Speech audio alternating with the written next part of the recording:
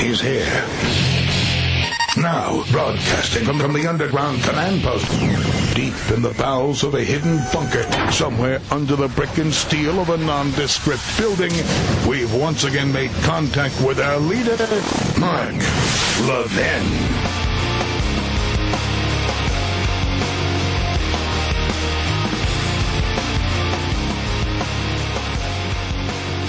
Good evening, my friend. This is hour two. Actually, all of my friends. Our number, 877-381-3811. 877-381-3811. This is Mark Levin.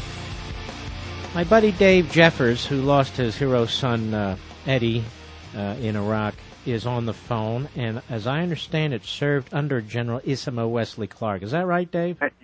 Yeah, that's a good name for him. I actually did. I was with Task Force Hawk. We went into Albania. The United States Army went into Albania because we thought we were going to have to go in Kosovo from that way when Macedonia closed the door on us. And so we rehearsed and lost one Apache helicopter, then lost another one, and lost two pilots. And the whole time, they never had any intention of sending us in. General Clark comes in to talk to us. I'm standing 10 feet from this guy.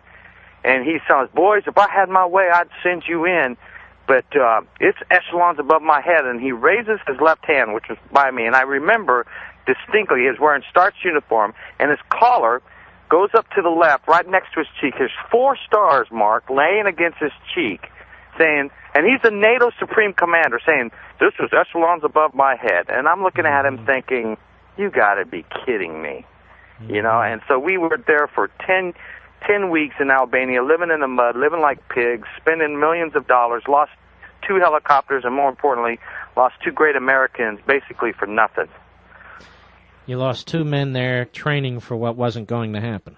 Right, and they all knew from the start it was never going to happen. It was all dreamed up. I've been in on a couple because I train some high-level people with what I do right now and train with some high-level people. And these guys were in on a teleconference when he first dropped the bomb of what to do it. And everybody looked at him like he was crazy, but they all knew since he was Bill Clinton's little buddy that it wouldn't do any good to argue against it. Well, Dave, without giving out names, you know people who worked right under him, right?